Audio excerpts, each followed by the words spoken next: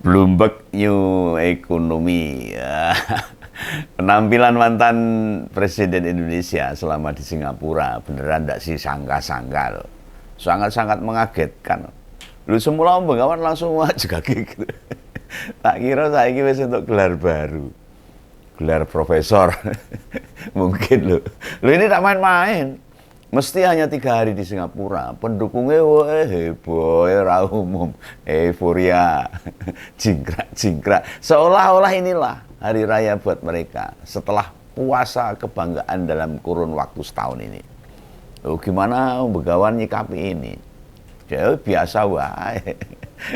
Kalau melihat tayangan, unggahan para pendukungnya, pemujanya, ya saya senyum-senyum aja. Nah, soal penampilan Jokowi, utamanya waktu ketemu Menteri Senior Singapura, Lee Hsien Loong, kudu tak acungi jempol. Kenapa begitu? Lu PD-nya luar biasa. Dengan kondisi yang benar-benar berubah. Bila dibandingkan saat jadi presiden, sama setelah pensiun. Belum lagi pertemuan sama Menteri Senior Singapura, bukan pertama kali. Berkali-kali mungkin harus akrab. Jadi nggak canggung gitu. Jadi orang kaget nak ketemu lagi gitu. Tahun 2016 keduanya bertemu waktu peresmian kawasan ekonomi khusus Kendal. Loh, udah ketemu tuh. Jadi 9 tahun yang lalu. Kemudian Januari 2002 bertemu di Bintan. Ketemu lagi. Oh ini apa yang diomongin itu.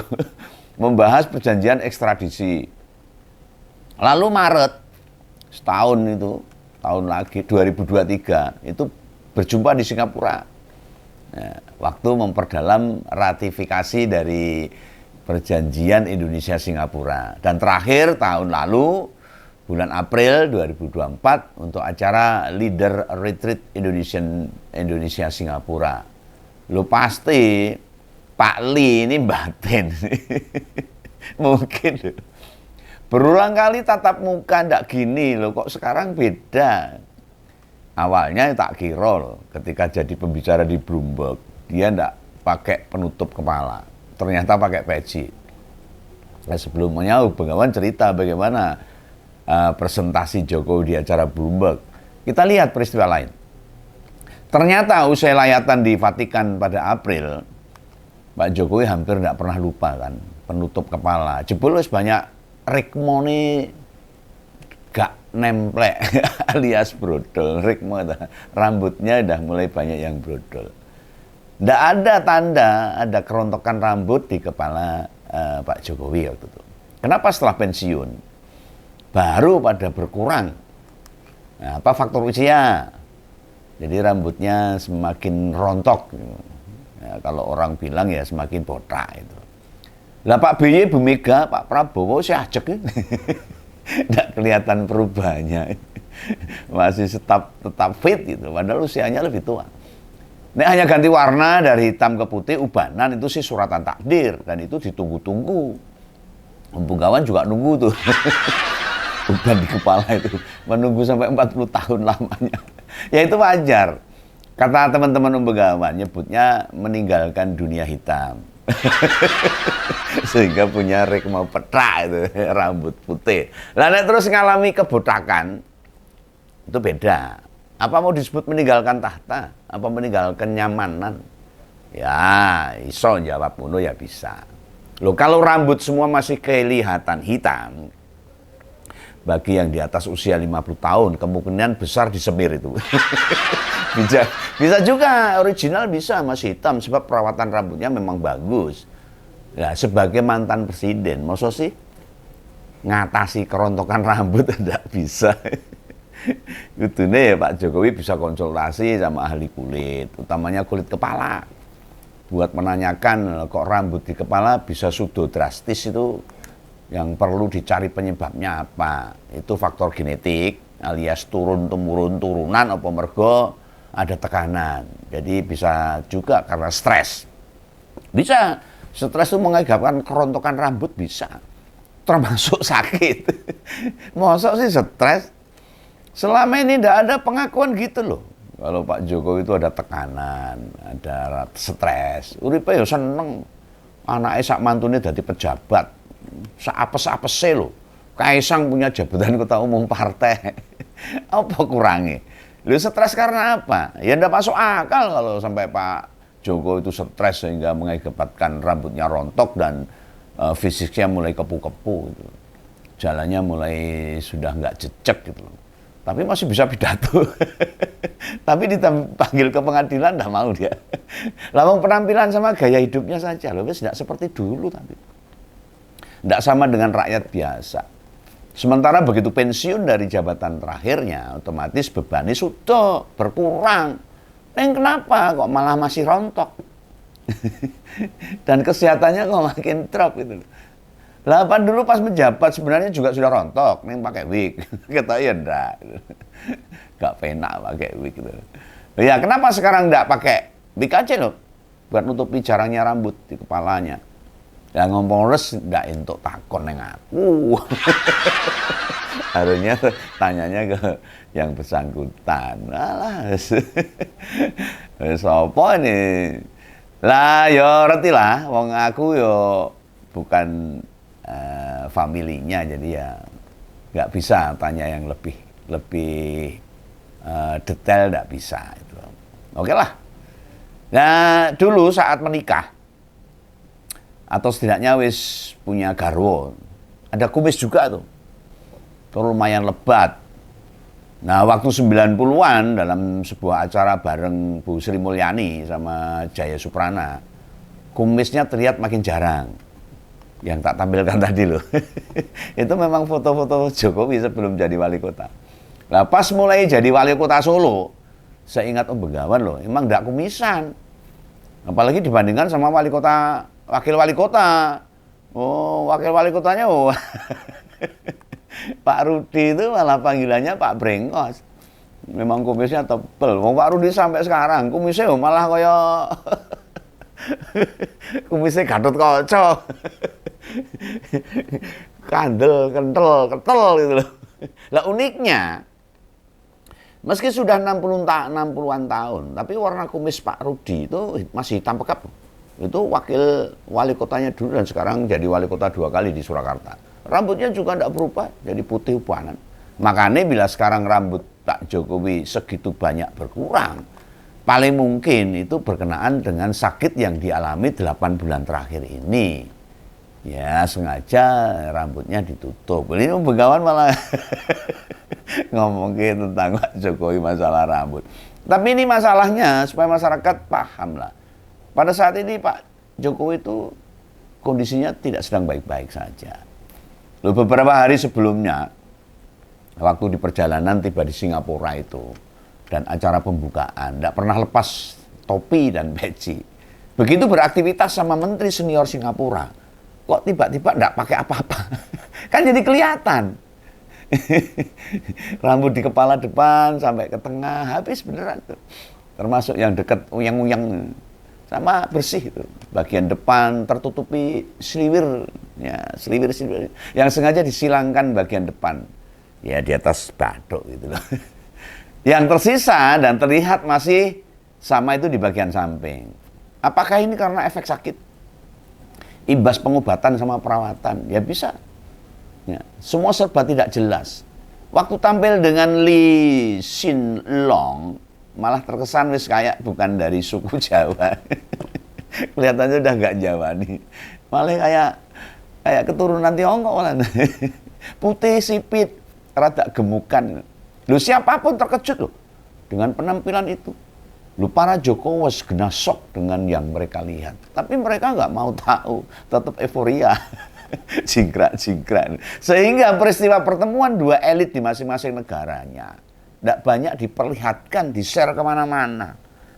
Lo sudah sejak lama loh, Begawan menyarankan kepada Pak Jokowi, ya lewat channel saya ini, menyarankan untuk istirahat, lereh.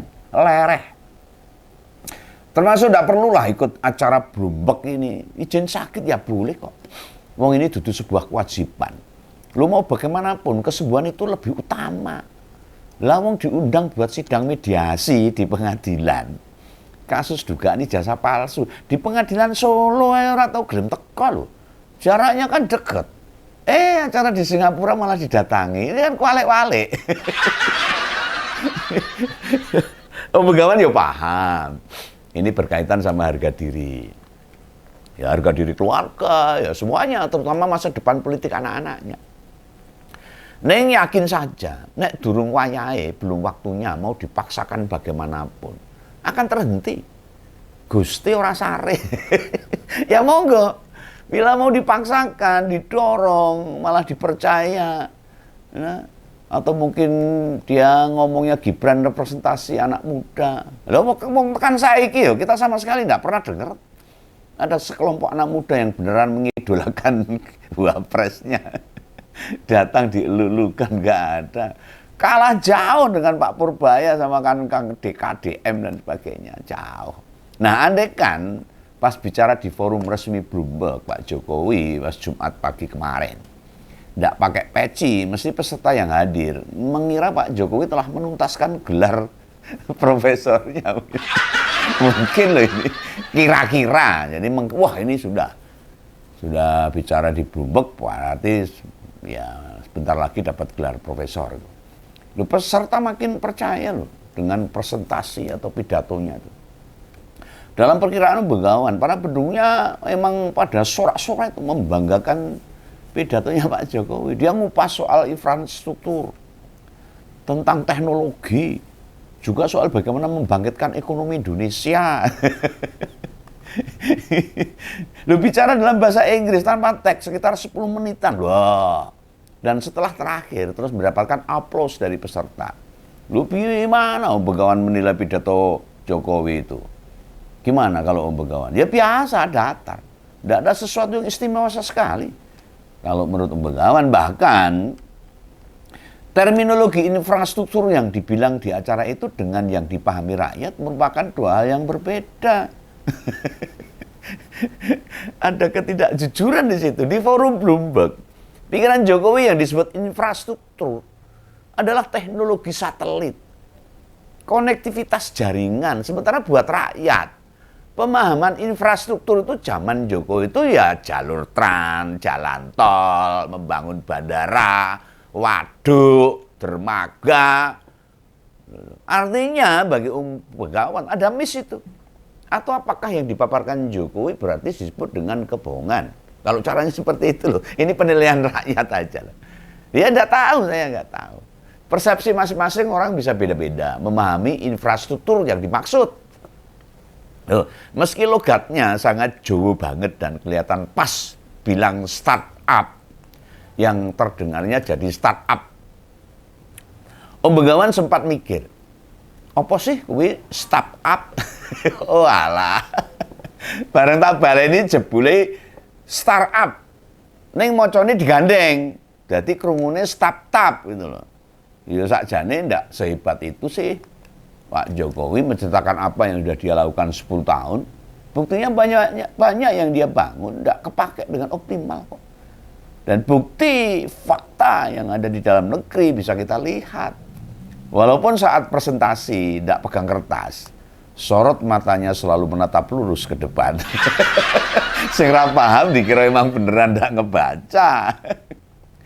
Ya nyatanya ada naskah yang dia baca di depan dia itu. Ada 2 monitor besar yang menampilkan kalimat yang emang mesti disampaikan. Lihatlah bola mata yang memperlihatkan kalimat dan sorotannya sejajar dengan kamera. Kalau dilihat panggung buat presentasi, kan di atas sehingga ada andai memang tanpa teks. Kudune nyawang agak ke bawah. No. Melihatnya rada dingklo, ndak lurus ke depan. Nyawangnya ke audiens harusnya. Ya ini cuma analisis Begawan aja. Bagi yang nggak percaya, ya coba putar rekaman aja.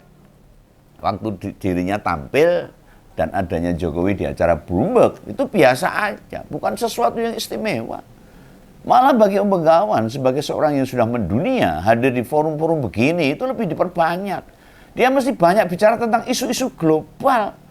Entah tentang green energy, climate change, sustainable, environment, dan isu-isu besar lain harusnya. Masa ex-presiden bicara soal ijazah palsu? Relawan Prabowo Gibran 2 periode, saya ngomong projo atau soulmate, wes cemen raukur, itu di dalam negeri. Kapan Pak Jokowi bicara hal-hal yang begitu menyemangati, memberikan masukan-masukan untuk di dalam negeri loh. Tetapi kenapa waktu bicara di Bloomberg begitu? Ya itulah, lihat tuh Bu Mega. Tahun ini ada di Roma, Italia loh. Bicara soal pemenuhan hak anak bersama tokoh dunia. Kemudian juga di Tiongkok bicara tentang peradaban dunia. Pak SBY bicara di perbincangan tentang malaria di forum dunia itu.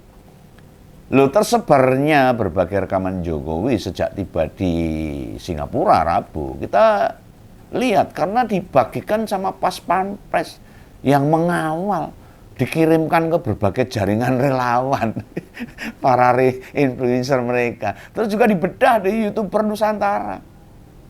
Loh, seorang mantan presiden hadir jadi pembicara bukan hal baru kok. Kalau tampilnya Jokowi banyak diberitakan, ya soalnya kan emang sedang disorot terkait isu dugaan ijazah palsu. Sehingga jadi sorotan publik. Lu sedang Pak B dan Bu Mega tidak merekam banyak momentum. Karena tidak ada masalah dua-duanya. Paling waktu disambut di KBRI atau Duta Besar. Terus juga ketika bicara di mimbar dan tidak utuh itu. Penampilan Jokowi di Bloomberg bisa direkam utuh. Ya emang Bloomberg ini perusahaan media dan informasi keuangan global loh, yang menyediakan data analisis juga berita dengan real time. Kemarin Michael Bloomberg hadir di sana. Ya wajar diliput besar-besaran, bukan sesuatu yang aneh. Saat gala dinner malam Jumat itu dituliskan bila Jokowi duduk sebelahan owner Bloomberg. Lu bagi Jokowi itu wes poncotet. Seakan mengalahkan tokoh lain yang hadir di sana. Ya wajar kalau Jokowi bersebelahan sama pemilik lembaga. Lawang hanya dia anggota Dewan Ekonomi Bloomberg yang pernah jadi presiden. Yang lain itu kelasnya kan sekedar Perdana Menteri dengan jabatan yang tidak lama itu. Kayak ex Perdana Menteri Inggris, Rishi Sunak yang jabatannya hanya 2 tahun, Perdana Menteri Yunani. Itu si Kyriakos Mitsotakis itu menjabat mulai 2023. Persis dengan Presiden Singapura, Tharman Shanmugaratnam, yang tak perkirakan dia hadir menghormati tamu yang diundang. Lu selain mereka, paling level bekas menteri ya. Seperti mantan Menteri Perdagangan Amerika. Gina Mari Raimondo tahu gitu loh. Ada mantan Menteri Perdagangan dan Industri India itu, Suresh Prabhu. Atau petinggi-petinggi perusahaan mantan CEO Suntory Takeshi Niinam. Lu dikira keterlibatan Wong Solo di acara 3 hari kemarin itu sudah luar biasa kehebatannya. Sampai dikira hanya Jokowi mantan presiden yang diperlakukan seistimewa itu. Enggak lah. Bekas presiden-presiden kita banyak diperlakukan istimewa di berbagai panggung dunia. Mau bedane, kalian aja yang enggak pernah tahu. Dikira itu spesial banget, sebenarnya biasa baik. Maka masyarakat harus paham tentang hal ini. Jangan terlalu gumunan gitu, dalam hal-hal yang kita lihat. Itu aja loh pesan Begawan. Saya jadi ketawa-ketawa sendiri aja. Oke lah, jangan salah paham. Salam Begawan, salam ngobrol. Dadah.